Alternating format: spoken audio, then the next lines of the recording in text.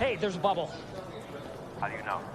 Trust me, call Venet, buy 50 million in swaps on the MBS. What do we got?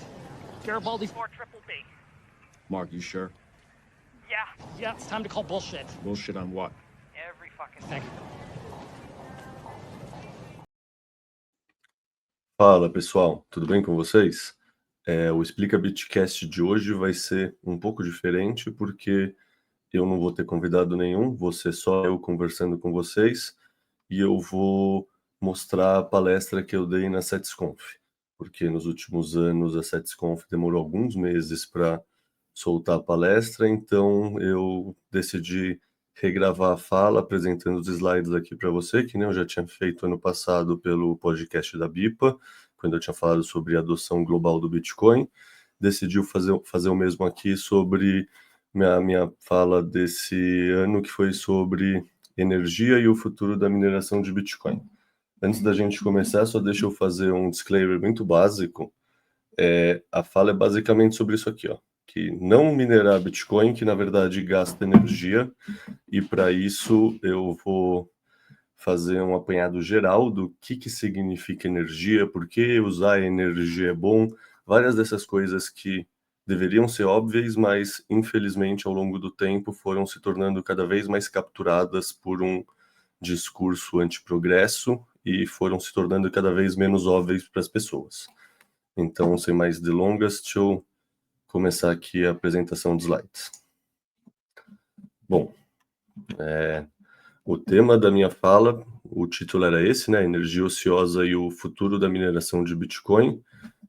Depois de refletir um pouco sobre esse título, eu vi que era um título que não estava completo. Tipo, esse é o título que eu submeti para a SetsConf, esse é o título oficial da palestra, mas eu percebi que ele estava errado e eu modifiquei ele para um título só um pouquinho mais pretensioso, né? Que é Energia ociosa, o futuro da mineração de Bitcoin e da humanidade. Porque eu realmente acredito que o que a gente vai discutir aqui agora não tem implicações somente para mineração de Bitcoin, mas sim é algo que vai muito mais além e vai modificar a forma que a gente, humanidade, vê o uso de energia como um todo. Bom, para começar eu queria mostrar a imagem desse sujeito aqui. Não sei se vocês conhecem ele, muito provavelmente a maioria de vocês escutou falar dele na aula de geografia, en passant, assim, brevemente, mas não lembra desse rosto. O que é engraçado, porque é um rosto e é uma pessoa que influenciou o pensamento, principalmente o pensamento ocidental, assim, de uma maneira muito forte. E aí, vou trazer a próxima imagem que vai, talvez, ajudar vocês a entender quem é esse sujeito. Talvez vocês estejam familiarizados com esse gráfico, que é o gráfico que aquele sujeito, Thomas Malthus, propôs em 1798, que é basicamente o pensamento que a capacidade da produção de recursos pela humanidade cresce numa linha reta, ou seja, numa PA, enquanto a população humana, se não tiver nenhuma catástrofe, nenhuma miséria, nada, ela tende a crescer numa PG, ou seja, numa curva exponencial. A partir desse pensamento, Thomas Malthus disse que, então, era impossível ter esse crescimento sustentável e a humanidade ia passar sempre por fome, miséria, calamidades, catástrofes, por uma questão que a Terra não teria recurso suficiente para abastecer toda a população.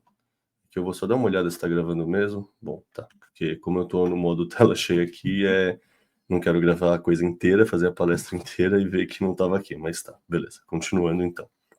Bom, esse pensamento de que os recursos que a humanidade é capaz de usar da Terra, extrair da Terra, utilizar, é um pensamento de 1798, mas é um pensamento que segue reverberando em muitos pensamentos de muitas pessoas até o dia de hoje. A gente tem exemplos claros disso, por exemplo, no movimento de lobby conhecido como Greenpeace, que para muitas pessoas desatentas pode ser considerado um movimento do bem, pessoas que têm um coração no lugar e que querem realmente contribuir para um mundo melhor, Quanto mais você estuda, mais você vê que isso não é uma verdade e que eles são simplesmente uma instituição de lobby que foi criada nos anos 70 para parar o desenvolvimento de energia nuclear. E assim, qualquer pessoa que estuda o básico de energia entende que para a humanidade ter abundância energética, energia nuclear é simplesmente a melhor alternativa. Se a gente pensar, tem um conceito que chama densidade energética. E por motivos óbvios, a energia nuclear é uma fonte de energia infinitamente mais densa do que qualquer outra forma de energia. Enfim, o Greenpeace foi fundado justamente como uma instituição de lobby apoiada pela indústria dos combustíveis fósseis, porque a indústria dos combustíveis fósseis sabia o quê? Sabia que não é possível substituir combustíveis fósseis com eólica ou com solar, porque são duas fontes de energia intermitente. Para você construir a base da sociedade, você precisa de uma fonte de energia que não seja intermitente. Existem 3 fontes de energia que não são intermitentes que a humanidade usa como um todo: combustíveis fósseis, energia nuclear e hidroelétrica.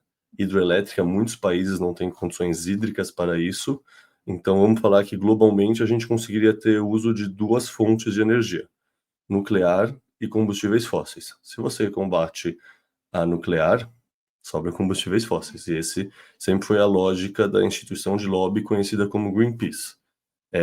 Esse pensamento malthusiano, neo-malthusiano, você preferir chamar, esse pensamento antiprogresso, ele é muito presente até os dias de hoje. Acho que todo mundo que está vendo essa fala aqui já ouviu falar desses movimentos ecossocialistas, que a gente precisa parar de crescer, que a gente precisa parar de evoluir. E o meu intuito nessa fala aqui, primeira parte, é justamente mostrar o quão errado é isso e como na prática isso aqui significa genocídio, porque assim, a vida é sustentada à base de energia. Se a gente diminui o uso de energia, por consequência, a gente não consegue sustentar o mesmo número de vida. É o que eu vou mostrar a seguir, mas primeiro fazer uma pergunta filosófica para vocês. O que é vida? Acho que muitos daqui talvez vissem aquele programa do Abu Janra, que passava na Cultura, que ele sempre encerrava com essa pergunta para os convidados: o que é vida?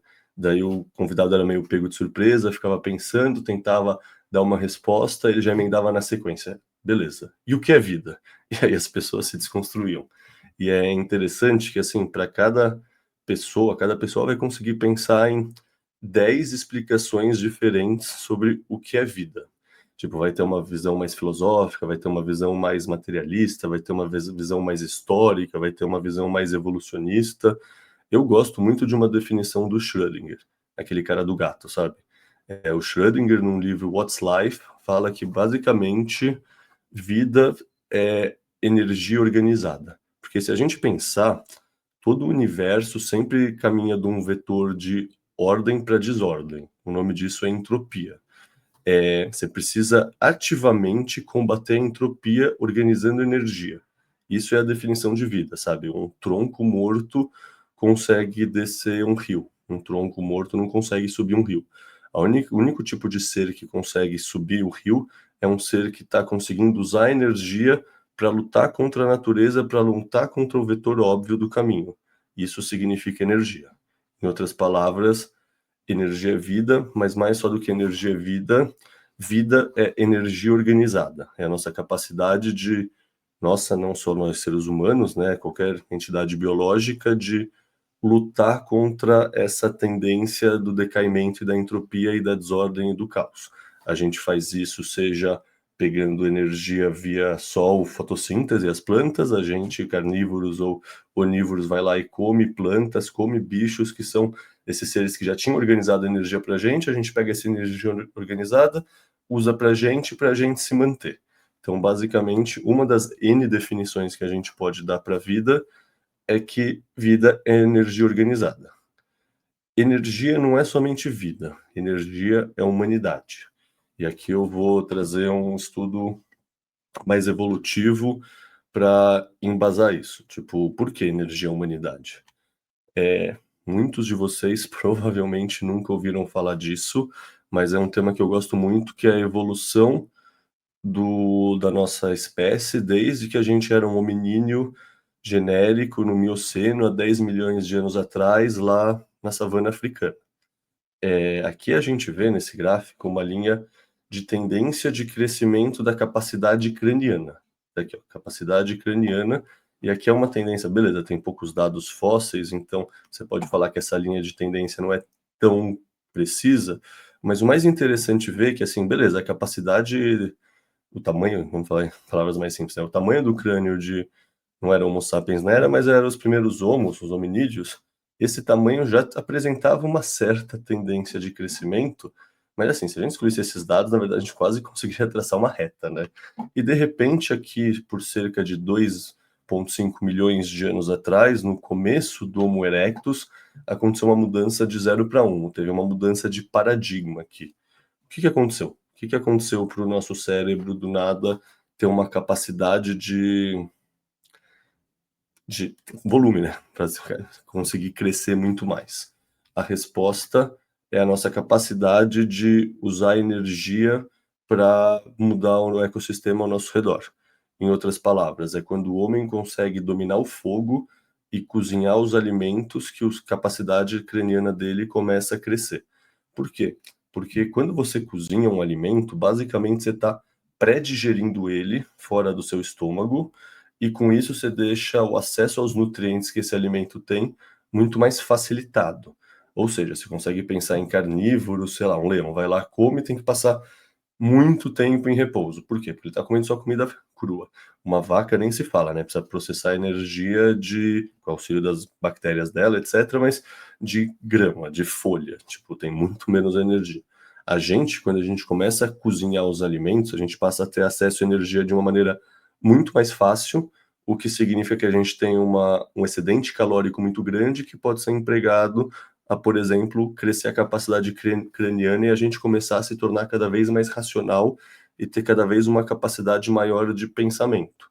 A gente também tem mais tempo livre e isso significa que laços sociais, comunicação, todo esse tipo de coisa passa a evoluir.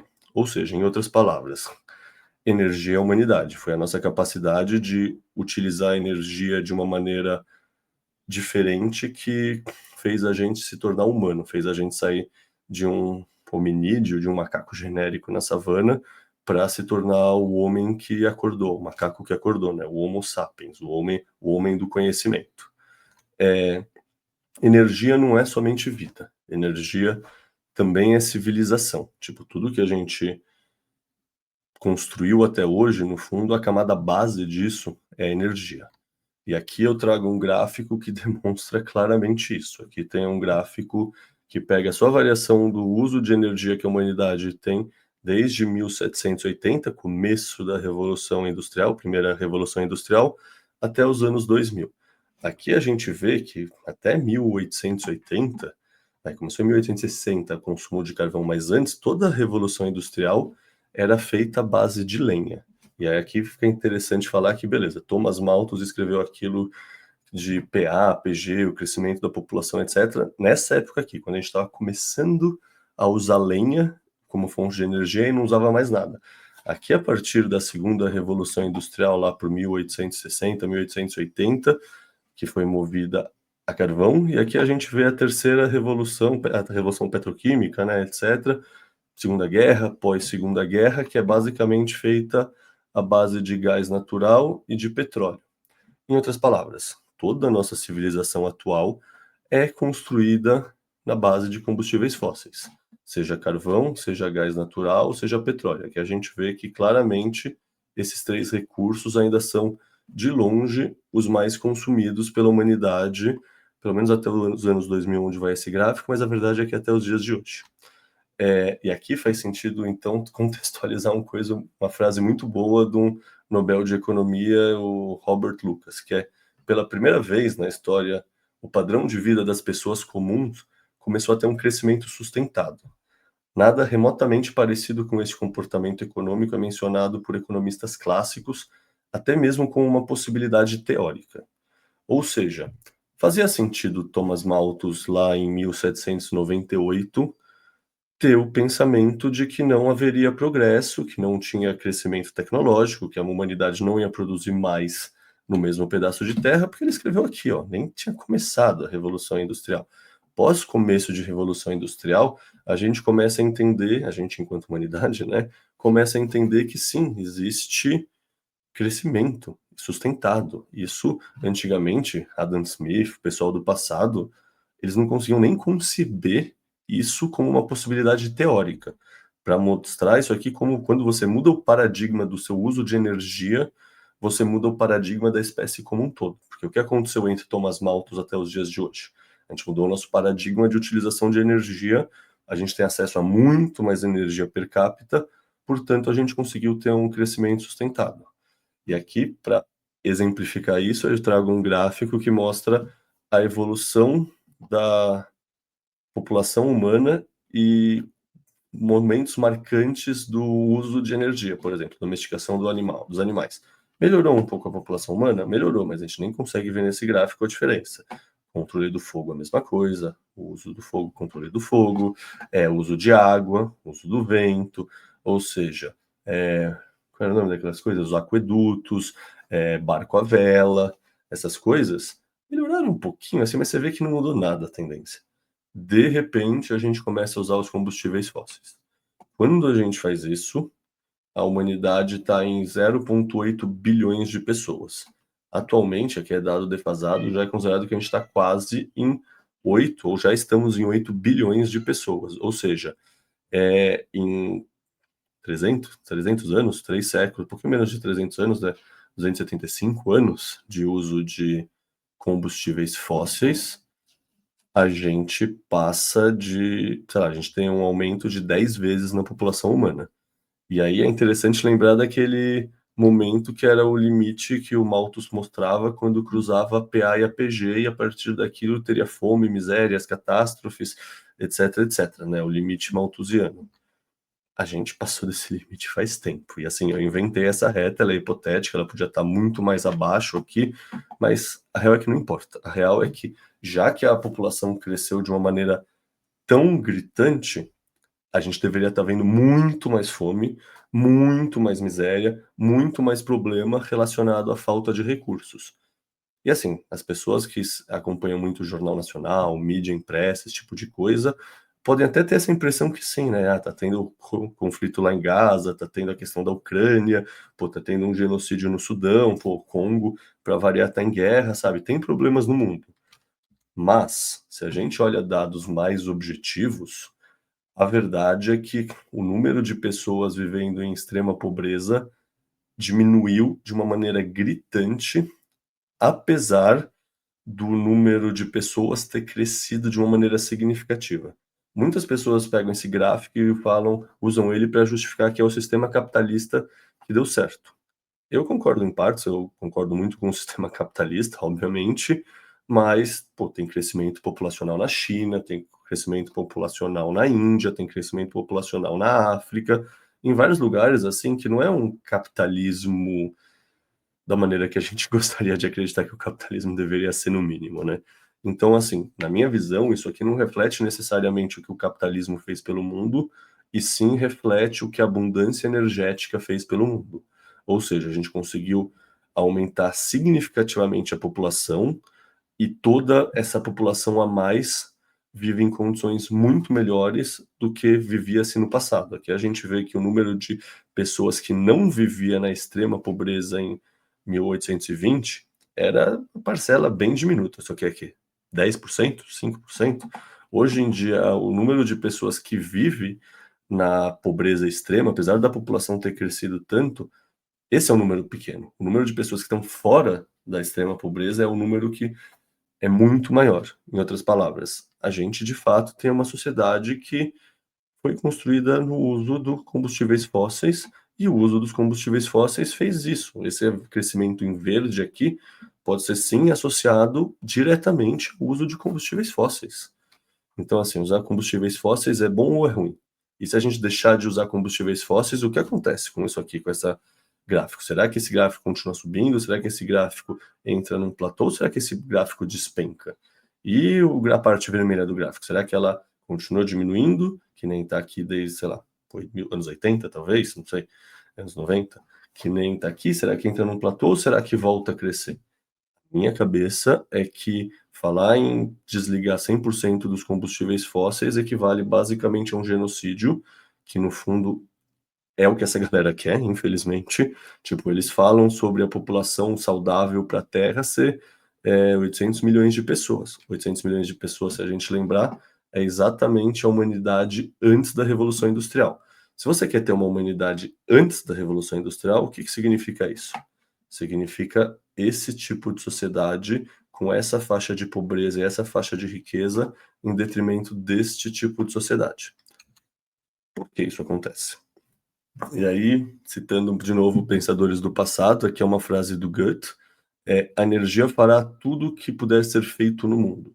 É muito doido pensar que em 1700, começo de 1800, o pessoal já tinha essa compreensão e hoje em dia a gente simplesmente esqueceu isso. A gente vive num mundo tão confortável, tão, sei lá, cercado de plástico bolha, que a gente acha que esse é o estado basal da natureza e que a gente acha que isso é dado. Isso não é dado, isso é um equilíbrio bem instável que, se a gente não cuidar bem, pode claramente ser perdido. Mas, enfim, por que a energia fará tudo o que pode ser feito no mundo? E antes de responder a pergunta, só demonstrando essa questão de energia e riqueza. Aqui a gente vê um gráfico que mostra o PIB per capita, ou seja, o GDP per capita em inglês, né, que ou seja, a riqueza de cada país no ponto de vista cada habitante do país, quanto a riqueza do país dividido pela população do país cada habitante tem, e o uso de energia per capita. Quando você plota isso aqui, você vê que é basicamente uma reta. Por que é basicamente uma reta? Isso é estranho, né? Tipo, em outras palavras, o que significa, tipo, ser basicamente uma reta e não existir país que tem abundância energética ser pobre e não existir país que não tem energia ser rico? No fundo, o que a gente está falando é isso aqui, ó. Que quanto mais energia a humanidade utiliza, maior o bem-estar humano. Aí você começa, tipo, beleza, tem um pouco de banho quente, beleza, tem uma comida um pouco melhor. Pô, você termina com o tempo na piscina e podendo ter uns cachorro inútil tipo Shih Tzu. Essa aqui é a Marguerita, minha Shih Tzu. E é isso, tipo, o cachorro que não caça, não tem focinho, não faz porra nenhuma. É, tipo, claramente você precisa ter energia excedente para ter esse tipo de cachorro, tá ligado? Como você sustenta uma cidade como essa? Imagina uma cidade como essa para uma pessoa de 1700, antes de uso de combustíveis fósseis. Isso aqui, nem no sonho mais surreal dessas pessoas era possível. Acho que seria menos impactante para a gente se alienígenas chegassem hoje na Terra do que para uma pessoa de 1700 ver isso aqui e acreditar que isso aqui não era simplesmente uma pintura de algum pintor maluco, isso aqui era uma realidade na vida de grande parte da população hoje em dia. Seja Japão, seja China, essas megacidades, né? Sei lá, qualquer cidade assim aqui tem esses neons que é mais oriental, né? Mas qualquer cidade grande do mundo acho que seria impensável para essa galera do passado. E a resposta é que não existe pobreza. Existe pobreza energética. Em outras palavras, qual é a grande diferença entre o Marrocos, o Egito, a Algéria e a Arábia Saudita? Por que um desses países é rico e os outros não? Será que a Arábia Saudita tem uma cultura pujante de empreendedorismo, de liberdades individuais, de respeito à propriedade privada e por isso ela se desenvolveu de uma maneira tão melhor do que os seus pares? Ou será que eles têm poços de petróleo enquanto os outros países não têm? Em outras palavras, não existe país pobre, existe país que não tem acesso à energia. Não existe pobreza, existe pobreza energética, sabe? Sempre que existe uma condição de pobreza, você pode ter certeza que nesse lugar não existe muito acesso à energia, e se você desse acesso à energia, essas condições de pobreza seriam, pelo menos, muito mitigadas, para não falar que totalmente mitigadas. Isso acontece porque existe uma equação básica da civilização, que é basicamente qual? Matéria-prima mais energia igual a produto. Por exemplo, aqui que eu estou gravando com vocês. Esse fone aqui, os meus óculos, o microfone, o celular ou o computador que você está assistindo esse podcast, meu relógio, tudo isso aqui não passa de um derivado de energia, uma forma sintética de energia. Você pega a matéria bruta, seja derivados de petróleo para fazer plástico, seja bauxita para fazer alumínio, seja óxido de ferro para fazer ferro. Você pega isso, você processa usando energia e você obtém um produto. Ou seja, quanto mais barata for a energia, mais acesso essa população vai ter ao produto final, e isso que vai mitigar as condições de pobreza dessa sociedade. Então, quanto mais barato for a energia, melhor. Portanto, não existe pobreza energética. Em poucas palavras, qual é a síntese desse começo de palestra? É que utilizar energia é bom. Quanto mais energia a humanidade utilizar, melhor, e não pior. Tipo, põe esse burro do Shrek, porque assim, mesmo, tá ligado? Goethe lembra isso, em 1700 e pouco ele já estava ligado, a gente atualmente enfiou a cabeça na areia como se fosse uma avestruz e não tá ligado. Assim, é uma burrice nossa, do ponto de vista da sociedade, que é incompreensível, sendo bem sincero. Enfim, mas se a equação básica da humanidade requer o uso de energia, por que a gente, enquanto humanidade, desperdiça tanta energia? E aqui eu não estou falando de desperdiçar energia no sentido, pô, tem a geladeira que não tem a nota A no Inmetro, tem a nota B ou C no Inmetro, e ela está gastando energia. Não, estou falando que a gente tem muito recurso energético na humanidade, no mundo como um todo, no planeta Terra, que a gente simplesmente não utiliza e que a gente joga fora. Porra, mas se uso de energia é igual a progresso, por que a gente joga essa energia fora? E a resposta, que nem qualquer economista austríaco, qualquer pessoa que gosta do Bitcoin entende, é falta de demanda pura e simples. Tá, mas dá para dar um pouco de refino nessa resposta, né? Para isso eu vou mostrar um pouco que energia é essa que está sendo desperdiçada. Isso aqui é uma foto, se eu não me engano, é de Itaipu, não tenho certeza, mas acredito que é Itaipu, e aqui a gente está vendo vertedouros abertos. Por que numa usina hidrelétrica você abre os vertedouros? Tem dois cenários. Ou você está tendo muita chuva e, portanto, você vai precisar abrir o vertedouro para não causar um colapso na estrutura. Quer dizer, isso sempre é a questão. A questão é, por que você precisou fazer isso? Tem dois motivos. Ou, de fato, foram chuvas muito fortes, etc, etc. E mesmo se você está usando todas as turbinas da sua hidrelétrica, você simplesmente não conseguiu absorver tanta energia na forma de potencial gravitacional que é a hidrelétrica e, portanto, você precisou abrir o vertedouro. Ou, o que muitas vezes acontece, não tinha tanta demanda por essa energia, o mercado não absorvia ela, o que significou que você precisou deixar umas turbinas desligadas. Essas turbinas desligadas podiam estar sendo usadas e não estavam sendo usadas. E, quando teve excesso de carga no sistema, você precisou jogar essa água fora. Você está jogando energia potencial fora, mesmo se você tinha umas turbinas desligadas, porque você não poderia simplesmente produzir mais energia com essas turbinas se o mercado consumidor não vai absorver.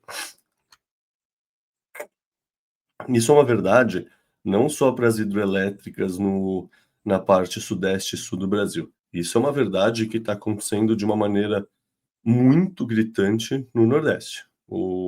A rede elétrica brasileira atualmente está em sérios problemas, isso qualquer pessoa que trabalha no setor energético pode confirmar com vocês, porque a gente basicamente deu muito crédito e incentivo para desenvolvimento de energias limpas entre aspas, por favor, para produção de painel solar e energia eólica, só que não pensamos em outras coisas básicas. Por exemplo, existe demanda por essa energia no Nordeste? O Nordeste tem um parque industrial, tem indústrias, tem cidades, tem alguma fonte de demanda por essa energia? A resposta é não.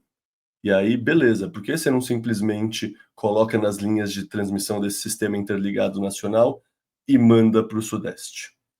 Bom, isso teoricamente é possível, mas assim, a gente é brasileiro, a gente sabe que existe chuveiro elétrico. Por que um chuveiro elétrico esquenta? Um chuveiro elétrico esquenta por conta de um bagulho que chama lei de Ohm, que é basicamente quando a energia está passando no meio, vai ter perda na forma de calor. Esse calor que esquenta a água, aquece a água e gera energia. Bom, nessas linhas de transmissão, também passa energia, também gera calor também tem perda de energia na forma de calor. Ou seja, não é tão viável assim você ficar transmitindo energia via linha de um lado ao outro do país, você tem muitas perdas.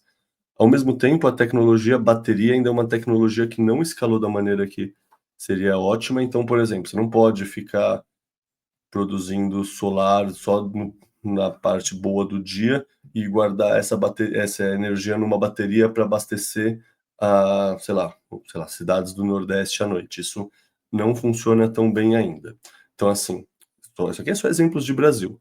O quanto de energia a gente desperdiça, seja na parte hidroelétrica sul-sudeste, seja na parte solar e eólica na parte nordeste. E no norte também tem umas hidrelétricas que, enfim. A pergunta é, como monetizar essa energia que atualmente está sendo desperdiçada? Ou seja, como transformar essa energia que atualmente está sendo desperdiçada em recurso para enriquecer o empreendedor que tomou o risco para construir essas usinas hidrelétricas, esses parques eólicos ou solares, indiretamente isso chega na sociedade como um todo. Como monetizar essa energia que atualmente está sendo desperdiçada? Para responder isso, eu vou primeiro dar um exemplo da Islândia, que esse eu acho que é um exemplo fantástico. Para quem não conhece, a Islândia é um paísinho pequeno que fica localizado no meio do Atlântico, numa ilha vulcânica, e a Islândia é um país muito pequeno, tem, sei lá, 250, 300 mil pessoas, só que é um país que é extremamente rico do ponto de vista energético. Por quê?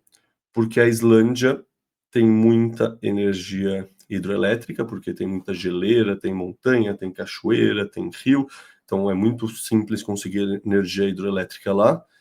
E a Islândia também tem muita energia geotermal. Ela é uma ilha vulcânica, a ilha inteira está em cima da dorsal mesoatlântica, tem muita atividade vulcânica, o que significa que você consegue gerar muita energia a preços muito baixos na Islândia.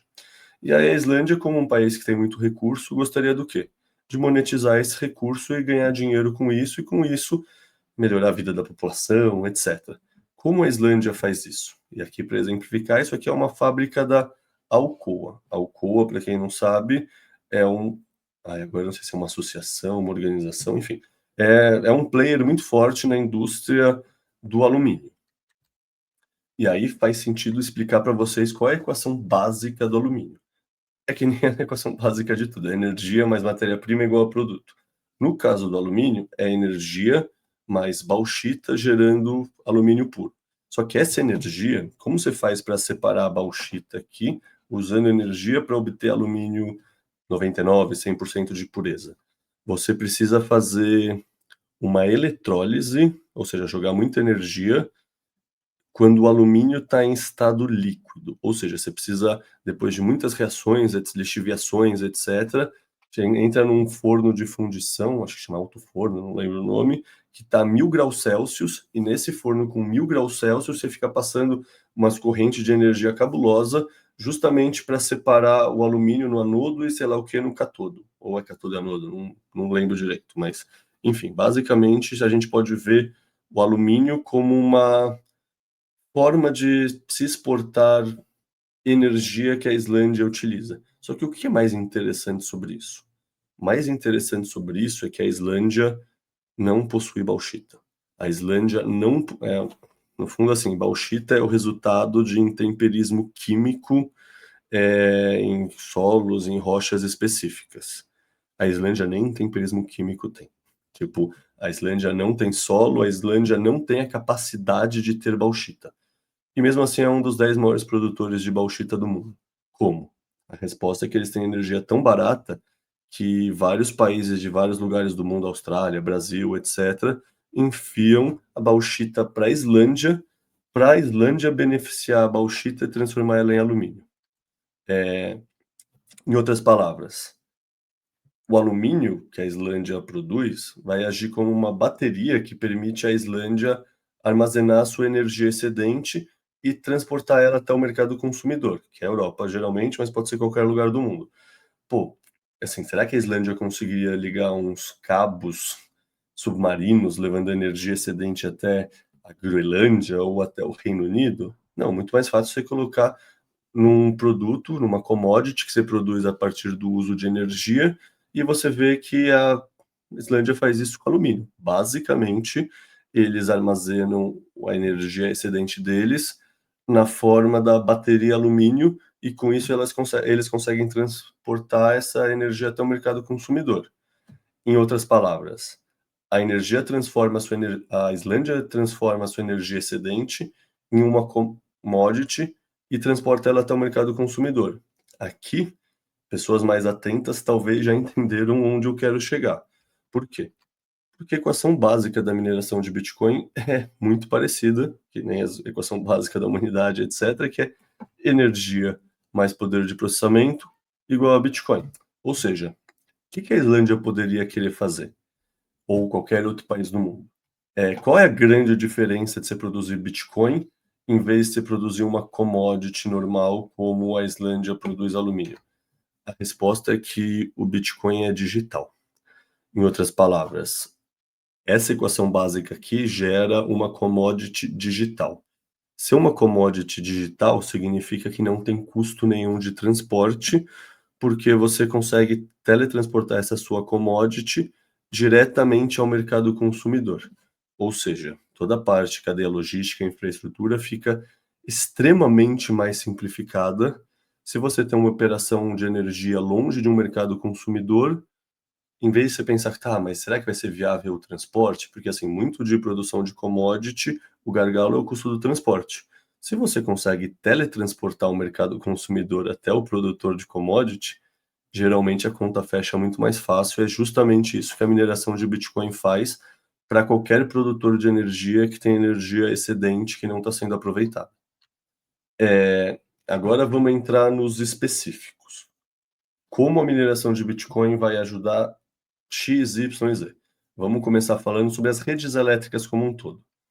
E para isso, acho que o mais importante é falar primeiro como funciona uma rede elétrica. Acho que quem está escutando esse podcast aqui provavelmente já ouviu a frase que o Bitcoin é tudo que você não entende sobre dinheiro, somado com tudo que você não entende sobre computação.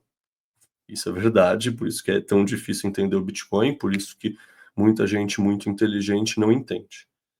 E aí, o que é a mineração de Bitcoin? Bom, a mineração de Bitcoin é tudo que você não entende sobre o Bitcoin, somado a tudo que você não entende sobre redes elétricas e energia como um todo. Então, vamos dar conceitos básicos de energia aqui.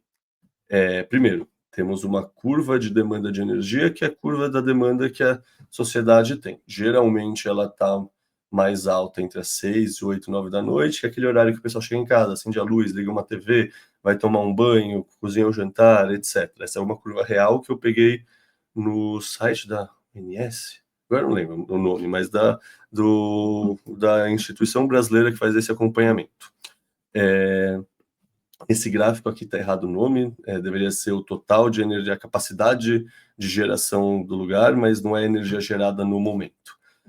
Mas enfim, isso aqui é a capacidade máxima de geração da rede elétrica, que aqui estou chamando de G. Aí você vê, tem a curva de demanda, o que fica abaixo disso é a energia que está sendo utilizada, o que fica entre a capacidade teórica que o sistema tem de produção e a curva de demanda, ou seja, a quantidade de energia que foi utilizada, é uma energia que ficou ociosa. Quando a energia que a curva de demanda requer é maior do que a capacidade do sistema de fornecer energia, isso não é viável, então acontece um apagão. Fato.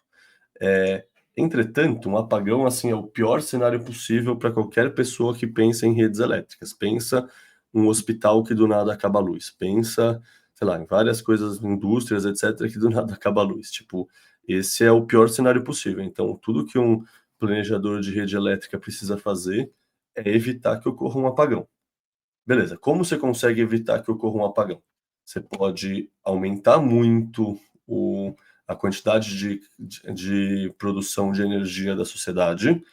O problema é que isso você vai gerar muito mais energia ociosa, e aí faz sentido falar, né? O que é essa energia ociosa? Eu vejo ela basicamente como um seguro apagão, porque assim, idealmente, essa energia aqui, tipo, quem paga por esse seguro apagão, em outras palavras? Ou seja, para onde vai o recurso que, tipo, Tem a empresa geradora de energia, ela tem um custo fixo para produzir tudo que ela está produzindo. Se o mercado não está absorvendo, o que vai acontecer com essa energia? Vai ser jogada fora por fio terra, literalmente, vão jogar na terra, ou colocar numa bateria que não vai ter tanta utilidade, etc. O que significa isso?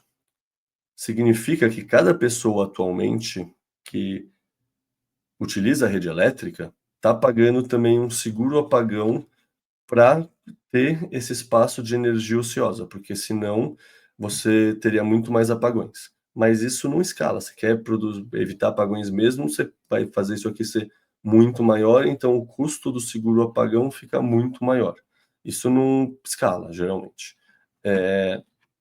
Outra opção é diminuir a curva de demanda, ou seja, diminuir a quantidade de energia utilizada.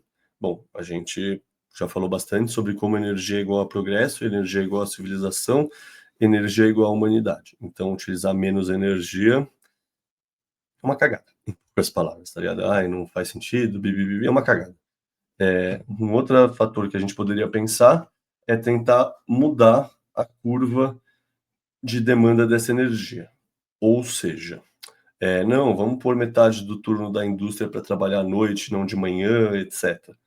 Isso também não escala muito, né? Então, assim, como faz para evitar um apagão? Se pelo menos existisse uma indústria que permitisse essa monetização da energia ociosa, né? A verdade é que existe, e chama mineração de Bitcoin. Graças à mineração de Bitcoin, isso já está começando a acontecer em alguns lugares do mundo. O nome desse uso da mineração de Bitcoin, em conjunto com as redes elétricas, é em inglês load balance, em português o pessoal chama de equilíbrio de carga, se eu não me engano, mas é mais comum ver o termo em inglês load balance, que é basicamente assim: sim, você pode produzir muito mais energia, porque a mineração de Bitcoin age como uma segunda fonte de demanda por essa energia. Diferentemente do que a Islândia e o caso das fundições de alumínio, por exemplo, você pode, vamos falar aqui, beleza, a população está usando mais energia, chegou um momento que está quase chegando no apagão. O que você consegue fazer? Você consegue simplesmente apertar o interruptor e desligar a mineração de Bitcoin em 1 minuto, 0 minutos, 2 segundos. Ou seja, você consegue do nada destravar muita energia para o resto da rede, que antes não era possível ser feito. Tipo, você pensar no caso da Islândia na mineração e na fundição de alumínio, por exemplo, cara, se desligar um forno desses, você possivelmente perde o forno porque todo o alumínio foi para o estado sólido, tá ligado? Então, assim, isso aqui é uma coisa que já está acontecendo no Texas, por exemplo, em outros lugares, desde 2021, inclusive. Aqui tem uma matéria da CNBC de 2021 que os mineradores de Bitcoin estão ajudando a consertar a rede elétrica do Texas que estava quebrada. E o Ted Cruz, governador do Texas na época, concorda. E o que aqui mostra essa imagem? Essa imagem mostra basicamente o preço da energia em momentos diferentes ao longo desse ano. Aqui tem quase 8.000 horas analisadas entre 1º de janeiro e 29 de novembro de 2021. Aqui a gente vê que, beleza, tem uma certa curva de tendência normal, mas tem muitos momentos que o preço da energia ficou aproximadamente zero, ou às vezes até negativo. O que você faz nesse momento? Você usa a energia que está ociosa para uma maneira que você consegue monetizar ela, ou seja, mineração de Bitcoin. Esse aqui é o sonho do minerador de Bitcoin, energia de graça que não estaria sendo utilizada de nenhuma outra forma, sendo utilizada para minerar Bitcoin. E assim, os mineradores de Bitcoin é uma competição ferrenha para quem tem energia mais barata. Então, eles sempre buscam as fontes de energia mais baratas possíveis. Mas tem outro cenário, tem um cenário quando a energia foi se tornando tão cara, tão cara, tão cara, que aqui está mais de $100 a energia. Que cenário é esse? Esse é o cenário que está tendo uma onda de calor, uma onda de frio, o pessoal está precisando ligar muito a calefação, o pessoal está ligando muito o ar-condicionado. Isso aqui, na verdade, mostra que a rede está no limite. Tipo, se a gente voltar um pouco aqui, a gente está quase nesse cenário, a gente está chegando aqui quase no limite da capacidade de geração de energia, o preço está tão alto por oferta e demanda para tentar desincentivar o uso de energia. O que o minerador de Bitcoin faz nessa hora? Ele simplesmente desliga a operação e ele deixa de usar essa energia e essa energia volta a ser acessível para a rede. Então, em vez de, por exemplo, usar aquelas usinas termoelétricas que ficam ociosas e você liga só às vezes quando a rede elétrica precisa, você pode pensar simplesmente em superdimensionar a rede elétrica e em 90% do tempo ela vai estar, esse superdimensionamento vai estar minerando Bitcoin, 95%, 98% do tempo vai estar minerando Bitcoin. Nos poucos momentos que começar a ter um estresse, você desliga essas operações de mineração de Bitcoin, o que significa que você libera muito mais energia para a rede. Beleza. Uma crítica que a gente, Bitcoiner, sempre escuta é: tá, mas você tá no Bitcoin só porque você quer ficar rico, isso vai ajudar os americanos, etc. Mas como o Bitcoin vai salvar o mundo? Como o Bitcoin vai ajudar os pobres? E o filho da puta que tá lá sozinho na África, sem energia, só tem a vaca, que você vê todas as costelas, consegue tocar xilofone nelas, como o Bitcoin vai salvar essas pessoas? E assim, sendo bem sincero, eu acho essa uma crítica bem tonta mesmo, sabe? Tipo, não existe uma solução mágica que vai resolver tudo. A pobreza e a miséria é o estado basal da humanidade. Bitcoin é um dinheiro melhor que realinha incentivos, indiretamente gera possibilidades, acessos, reestruturação de incentivos, etc. Tem mais chances da sociedade melhorar, vai ter menos inflação. Então, Bitcoin é sim bom para essas pessoas, mas não é que essas pessoas vão ficar milionárias com Bitcoin, etc.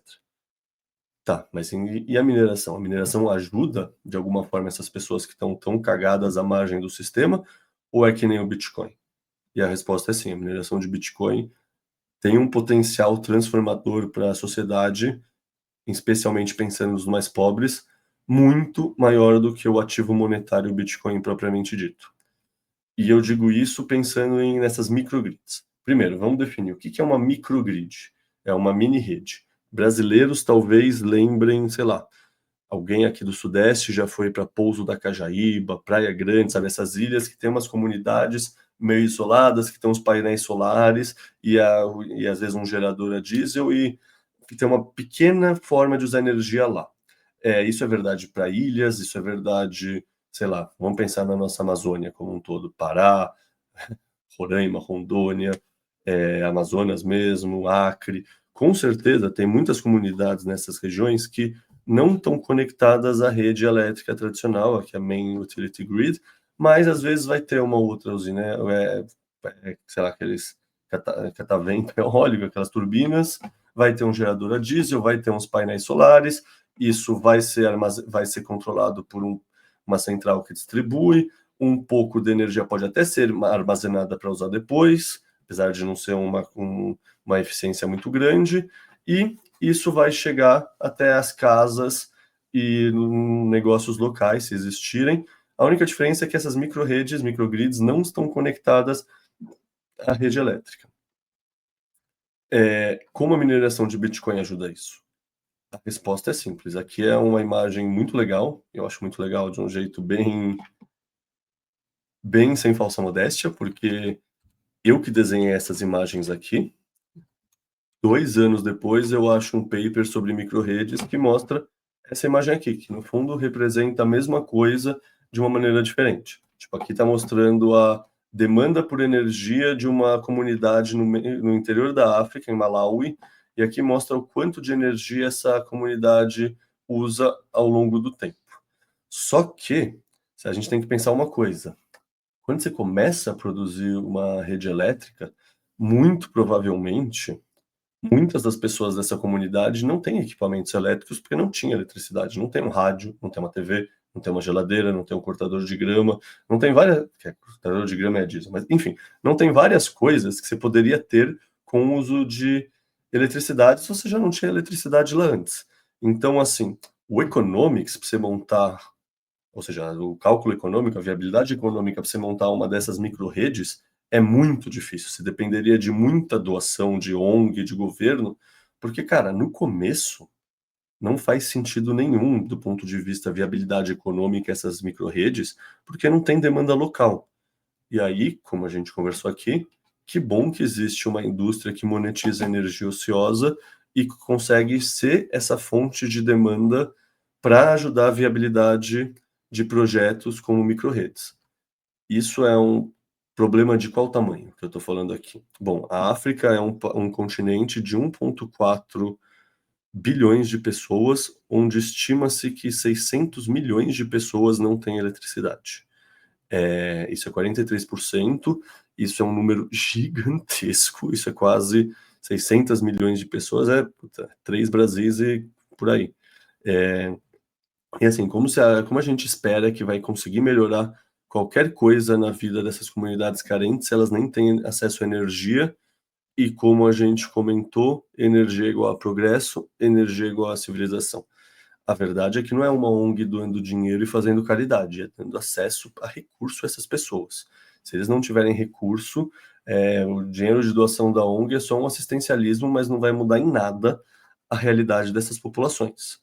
Então, assim, vamos falar no mundo de 1 bilhão de pessoas, é que eu vou inventar dados, tá? Se 600 milhões de pessoas na África não têm acesso à energia, como será que é na Índia? Como será que são os países lá no meio da Ásia? Como será que são em comunidades isoladas no Amazonas? Ou seja, eu chutaria que talvez 1 bilhão de pessoas não tenham acesso à energia e um dos grandes gargalos é o que você precisaria construir microgrids ao invés de conectar esses lugares às redes locais.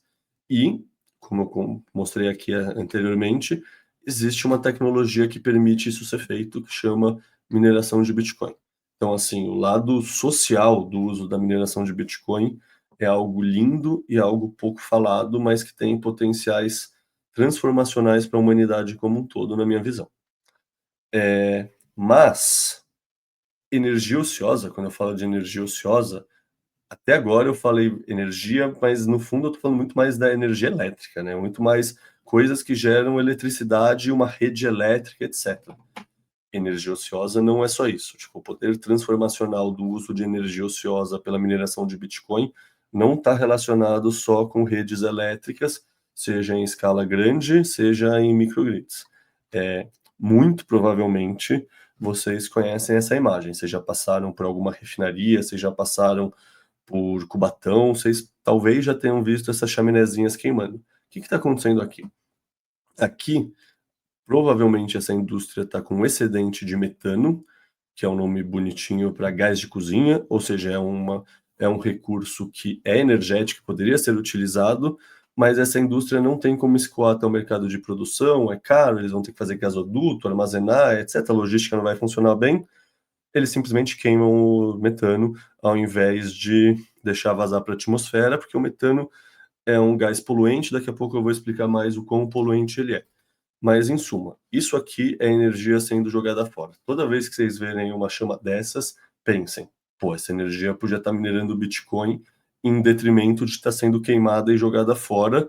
O operador dessa usina estaria ganhando um cashback pela energia dele, em vez de estar tendo que gastar capex, gastar dinheiro, investir para fazer essas chaminés que nem sempre funcionam, precisam manutenção, etc, etc. E a combustão ainda não é completa, é parcial, é tipo 90% do metano é queimado, então mesmo assim o gás poluente ainda vaza para a atmosfera. E aqui faz sentido falar, qual é a equação química da queima do metano? Ou seja, isso aqui que a gente está vendo nessa imagem. Bom, a gente tem uma molécula de CH4 que reage com duas moléculas de O2, né, uma combustão, então é algo reagindo com oxigênio, que gera uma molécula de CO2 e duas moléculas de água. A entalpia é menos 891 kJ, ou seja, isso aqui é a quantidade de energia liberada nessa queima. Em outras palavras, a gente está trocando uma molécula de metano por uma molécula de CO2. Mas eu ouvi falar que CO2 é uma cagada. Tipo, como assim você está falando que é bom queimar o metano e transformar em CO2? Emitir CO2 para a atmosfera não é um grande problema, não é terrível? De fato, se você acredita em todo o discurso do aquecimento global causado por mudanças antrópicas, você geralmente acredita que CO2 é o maior inimigo da humanidade. O CH4 é bem pior mesmo. Tipo, uma unidade de conta que o pessoal usa nesse meio é quantidade em CO2 equivalente, ou seja, qual a capacidade de determinada molécula gasosa gerar efeito estufa em comparação ao CO2. E aqui os dados mais recentes mostram que em 20 anos, uma molécula de CO2 emitida vai ter um efeito estufa de 81 a 86 vezes maior do que uma molécula de CO2 emitida. E em 100 anos esse número cai um pouco, porque o tempo de residência do metano na atmosfera é menor, mas cai para 27 a 30 vezes. Então, assim, se a gente acredita mesmo que essas mudanças climáticas são causadas pelo homem, que a gente realmente está interferindo na geoquímica da atmosfera, uma das maneiras mais no-brainer, mais óbvias de começar a mitigar essa questão é conseguir mitigar a emissão de metano o máximo possível, porque o metano tem uma ação estufa muito maior do que o CO2. Como você faz isso? Minerando Bitcoin com esse metano. Lá eu tinha mostrado a indústria do petróleo, né? Que é aquela, qual é o nome? Aquela refinaria. Existem muitas outras fontes de emissão de metano. Aqui estão só as antropogênicas, mas teriam mangues também, teriam lagos. No fundo, assim, qualquer matéria química que entrar em decomposição de forma anaeróbica, ou seja, sem presença de oxigênio, vai gerar metano como subproduto. Isso acontece no intestino das vaquinhas, então elas soltam pum, elas arrotam, isso aqui é o que é conhecido como fermentação entérica. Isso tem o esterco das vaquinhas e de outros bichos também, mineração de carvão, tudo bem, resíduos sólidos urbanos e águas residuais, ou seja, saneamento básico, gera metano, cocô gera metano, biomassa gera metano, cultivo de arroz, porque fica alagado, não tem oxigênio no fundo lá, blá, blá, blá. Tem muitas coisas que geram metano. E aqui, a imagem de uma Coca-Cola para deixar vocês felizes, eu tenho esse slide para explicar para vocês por que qualquer produção de petróleo gera metano e por que é tão importante, então, associar o uso da mineração de Bitcoin na indústria do petróleo. Bom, acho que todo mundo aqui tem a experiência de ter aberto uma água com gás, uma Coca-Cola, uma cerveja, um champanhe. O que acontece quando você abre? Você faz assim, faz aqui. Fora a vontade de tomar Coca-Cola, né, tem essa questão do gás. Por que do nada o gás passa a ser liberado se antes ele estava lá tranquilão? A resposta mudou a condição de pressão. Quando muda a condição de pressão, o gás que está dissolvido no fluido, no líquido, ele muitas vezes para de conseguir estar dissolvido na mesma proporção, o que significa que ele escapa.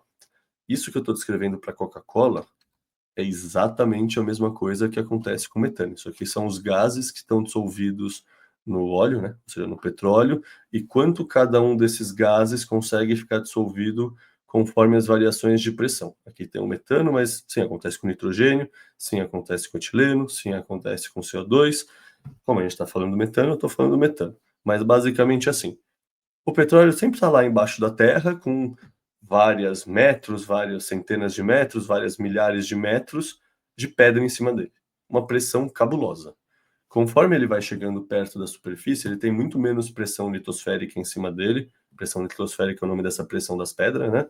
Ele tem muito menos pressão litosférica em cima dele, então essa fase gasosa vai se separando da fase líquida do petróleo, ou seja, em qualquer lugar que a gente produzir petróleo, como subproduto a gente vai ter metano, que é o gás de cozinha. Muitas vezes é viável capturar esse gás de cozinha e transportar até o mercado consumidor.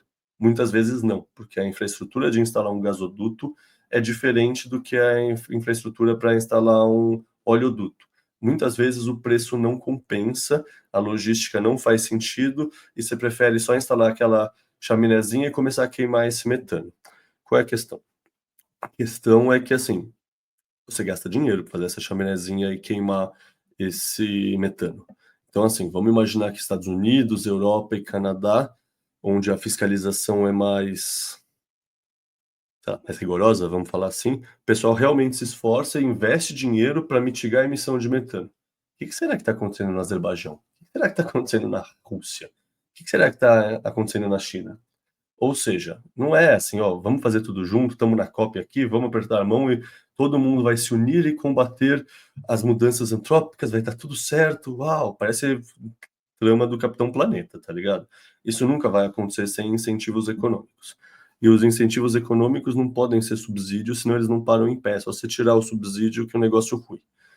Fora que o subsídio é dinheiro que está saindo do bolso de alguém, né? Em outras palavras, qual é a solução para estimular ter máximo de mitigação da emissão de metano possível? É isso gerar dinheiro. E se você consegue usar esse metano para minerar Bitcoin, você está gerando um cashback para esse metano, você está gerando dinheiro. A gente vai parar de ver, tipo, o metano como só um gás que a gente precisa queimar, para ver ele como uma energia que a gente está desperdiçando e que a gente pode usar para monetizar. E, de novo, esse metano não é só o metano do petróleo. Eu estou focando na indústria do petróleo porque é a segunda maior fonte de emissão antropogênica de metano. Mas tem as vaquinhas também. Tipo, no futuro, talvez a gente veja as vaquinhas com umas máscaras ou elas sendo criadas indoor e tem algum mecanismo de sucção, porque o metano talvez seja um gás mais leve, mais pesado do que o oxigênio, de cabeça eu não sei, mas com certeza deve ter uma coisa de filtrar o ar que está em circulação nesse ambiente fechado e separar as fases gasosas para capturar o metano, usar isso para minerar Bitcoin, por exemplo. Muita biomassa também. O que a gente faz com biomassa que sobra? A gente queima ou a gente faz ou põe num reator, uma coisa naquelas, esqueci o nome, tipo um grande cilindro, um grande, sei lá, é um bioreator, biodigestor, sei lá, esqueci o nome, mas você coloca isso num lugar fechado para transformar em metano, basicamente. E aí você gera Bitcoin com esse metano e com isso você está ganhando um cashback para a sua energia que você não estaria usando. O Brasil é um país que tem estimado 50% dos municípios que só tem lixão, né? Não tem aterro sanitário. Qual é a diferença de um lixão e um aterro sanitário? Basicamente, um aterro sanitário é um lixão muito mais bem estruturado, que você protege o lençol freático para não ter contaminação via líquidos, resíduos, etc. E, ao fazer esse aterro sanitário muito mais estruturado, você consegue capturar também todo o biogás que está sendo produzido pelas matérias orgânicas que estão nesse aterro sanitário / lixão. Em outras palavras, hoje em dia, um aterro sanitário vai ser uma fonte de biogás. Ou seja, um aterro sanitário pode, e já tem empresas, inclusive, minerando Bitcoin em aterros sanitários. Por quê? Porque um aterro sanitário agora pode ser visto como uma fonte de energia que vai te gerar um cashback. Em outras palavras, será que a gente não tem isso aqui na humanidade como um todo, pura e simplesmente porque não existia um incentivo econômico real, fora, não, vai onerar o meio ambiente, daqui a muito tempo isso é um problema? Não, agora tem um incentivo econômico real. Ó, esse biogás que você vai gerar aqui, você consegue gerar um cashback na forma de mineração de Bitcoin. Talvez isso mitigue muito do seu custo, talvez isso faça valer a pena. Talvez não sejam necessariamente entes públicos fazendo isso, mas entes privados fazendo isso, mas entes públicos também, porque, pô, agora eu tenho interesse que isso vai gerar mais recurso para a minha prefeitura. Essa lógica que eu estou falando aqui em aterro sanitário e lixão é exatamente a mesma lógica de saneamento básico. Tem muito, não sei se é 50, 40, mas é um número absurdamente alto do Brasil que não tem saneamento básico. E assim, o nosso cocô basicamente é uma matéria orgânica que você sim pode pôr em decomposição anaeróbica, gerar biogás e, portanto, ter um cashback. Ou seja, tem um incentivo econômico agora para capturar esse biogás, capturar esse metano, em outras palavras, para ter mais saneamento básico. Tá. E o que tudo isso significa? Porque assim, eu falei muito de muitas coisas, tem uma coisa que eu falei pouco foi mineração de Bitcoin, que era o tema central da minha palestra. Até agora eu falei um pouquinho de mineração de Bitcoin, mas não falei tanto assim, falei muito mais de todo o resto adjacente a isso. Primeiro, na minha visão, isso significa que essa rede é um não problema. E aqui eu coloquei frases impactantes de propósito. Quando eu estou falando em centralização da rede, eu não estou pensando aqui na questão do template do bloco e nem na questão do fabricante. Ou seja, sim, a Bitmain ainda tem a grande maioria da produção de ASIC, sim, a gente ainda precisa resolver o Stratum V2, etc, etc. Mas, se o que a gente está pensando como centralização da rede for uma questão de aonde está a hash rate, aonde está sendo feita a mineração, e muitas pessoas se preocupavam quando 50% estava na China, muitas pessoas se preocupam hoje em dia que tem um número muito grande de mineradores nos Estados Unidos, a gente pode entender que isso nunca vai ser um problema real. Por quê? Porque hoje em dia a gente sabe que a Rússia já está minerando o Bitcoin com o gás que sobrou, porque eles não têm para onde enviar o gás, porque eles estouraram o Nord Stream 2, né? Isso é fato. A Rússia está usando a Gazprom, que é a Petrobras deles, para minerar Bitcoin. Além disso, o Butão está minerando Bitcoin porque tem energia ociosa de hidrelétrica. Além disso, quantos países não têm uma indústria petroleira que quer mitigar a emissão de metano? Quantos países não têm redes elétricas? A resposta é quase todos. Em poucas palavras, talvez vai ter uma tendência a médio e longo prazo que a hash rate possa ficar concentrada em muitos players grandes e não necessariamente na pessoa física, o que não é o sonho dos bitcoiners, mas é muito melhor do que ser uma ou duas jurisdições controlando toda a hash rate. Então, assim, a preocupação com a centralização da hash rate é um não problema na minha visão. Fora, assim, pensando um pouco mais longe, assim, tipo, se a mineração de Bitcoin de fato é a indústria que foi inventada pela humanidade que permite monetizar a energia ociosa, cara, a gente vai ser criativo. A gente vai começar a ter umas ideias fora da caixa. Por exemplo, eu moro em São Paulo. Tem muitos prédios em São Paulo. Por que a gente não tem uma mini turbina em cada prédio na altura do primeiro, segundo, terceiro andar, sei lá, várias micro turbininhas que toda vez que a caixa d'água que está lá no 10º andar, 20º andar, manda água para esses apartamentos lá embaixo, gira essa turbininha, porque assim, a água vai descer de qualquer jeito, é só girar uma turbina, e você ganha um cashback para o preço do seu condomínio na forma de mineração de Bitcoin. Hoje isso parece um sonho distante, mas, pô, mineração de Bitcoin é uma indústria que tem 10 anos, sabe? O que vai acontecer nos próximos 10 anos, 20 anos, 30 anos? Muito difícil a gente adivinhar, só dá para ver essa tendência que se tiver energia sobrando, alguém vai tentar monetizar ela usando o Bitcoin. Bom, uma outra frase polêmica é que o orçamento de segurança é um não problema. Isso eu acredito totalmente, que não acredito no passado. Aqui não é uma derivada simplesmente da tese energética do Bitcoin, da mineração de Bitcoin. Sim, parte disso é verdade, mas também é uma derivada da tese geopolítica da mineração de Bitcoin, que a gente entrou pouquíssimo aqui agora. Eu só falei um tempo atrás sobre o Nord Stream 2 ter sido destruído e a Rússia, então, começar a usar a mineração de Bitcoin para monetizar a sua energia ociosa, mas sei lá, vamos falar que hoje em dia, por exemplo, a Rússia foi banida do SWIFT e não consegue fazer transações. Como a Rússia garante que ela não vai ser banida da rede do Bitcoin? Bom, se os Estados Unidos e seus aliados tiverem 100% da hash rate, eles vão ter toda a mineração do mundo e eles vão controlar o template do bloco. Isso é uma forma bonita de falar que eles vão controlar quais transações eles colocam em cada bloco. E aí é fácil imaginar que vão ter endereços que vão ser censurados, aquela coisa de OFAC que rolou com a mineradora Marathon há uns anos atrás, mas sim, vai ter uma lista de endereços negros associadas ao Partido Comunista Chinês, à Coreia do Norte, ao Irã, à Rússia, que não vão ser possível, não vão ser aceitas nos blocos, não importa a taxa alta de transação que eles paguem para querer ser incluído nos blocos. Mas, se a Rússia tiver, número hipotético, 5% da hash rate, significa que a cada 20 blocos, um bloco ela que controla 100% o que ela quiser, quais transações entram, quais não entram, etc. Então, ou seja, vai ter cada vez mais um pensamento de, pô, eu preciso minerar Bitcoin também como uma forma de escudo anti-sanções. Então, fora a tese de monetização da energia ociosa. Isso significa dizer que o orçamento de segurança tende a não ser um problema, porque o cálculo econômico vai mudar, não vai ser só um cálculo econômico, você não vai precisar ter lucro e ter grandes lucros para minerar Bitcoin.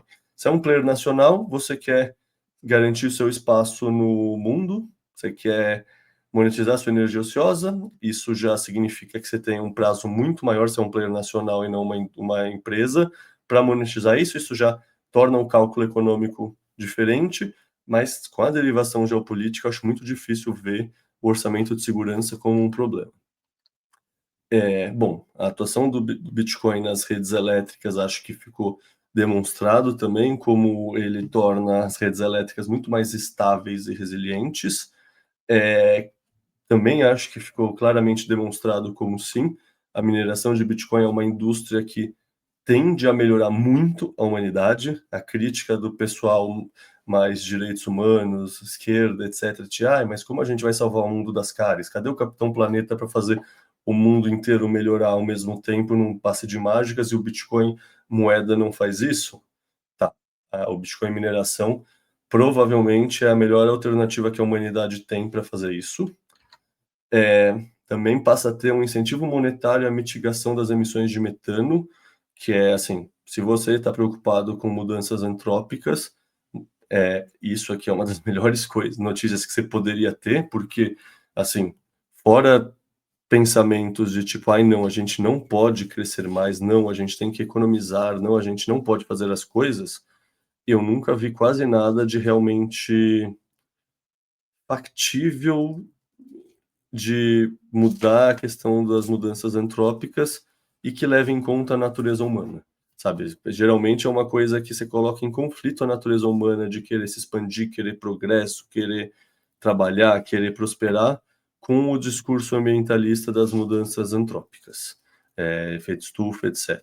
Bom, a mineração de Bitcoin une esses dois lados e passa a existir um incentivo econômico para as pessoas quererem mitigar a emissão de metano. E isso é maravilhoso. Bom, em poucas palavras, a humanidade com acesso à energia mais barata, com acesso a mais energia e por um preço mais barato. E, como a gente discutiu, energia é igual a progresso, não existe pobreza, existe pobreza energética. Então, se a humanidade vai ter acesso a mais energia e por um preço mais barato, isso significa dizer que eu, Caio Leta, acredito que a mineração de Bitcoin é uma das grandes alavancas para a melhoria da humanidade nesse próximo século. Bom, é isso, pessoal. Espero que vocês tenham gostado. Foi isso que eu fiquei conversando lá na SetsConf. Acho que aqui tá bem maior. Na SetsConf eu já tá nervoso, então eu apresentei em 40 e poucos minutos. Aqui deu tempo de eu fazer bem mais adendos, deu tempo de eu me aprofundar mais em racionais. Aqui tá com 1 hora e pouco de gravação. Espero que vocês tenham gostado. Se tiverem qualquer dúvida, qualquer coisa sobre esse assunto, bom, 2 jeitos de vocês entrarem em contato comigo, né? Vocês podem ou comentar no vídeo onde vocês estiverem vendo, vocês podem mandar um e-mail direto para mim aqui no explicabitcoin@gmail.com. Jeito mais fácil, sem dúvida, é falar comigo via Twitter no @bitcoinexplica. E é isso, galera. Espero que vocês tenham gostado e até o próximo BipaCast. E claro, bom, eu sempre esqueço de fazer isso, mas se vocês tiverem gostado, curte, compartilha, manda pro amiguinho, manda pra gatinha ambientalista que você tá chavecando, manda para todo mundo, manda pro inimigo também, porque, bom, queremos crescer o canal, queremos ter mais view, né? Compartilha e curte aí se estiverem gostando, galera. Valeu, aquele abraço. Hey, there's a bubble. How do you know? Trust me, call Venet. Buy 50 million in swaps on the MBS. What do we got? Garibaldi 4 triple B. Mark, you sure? Yeah, it's time to call bullshit. Bullshit on what? Every fucking thing.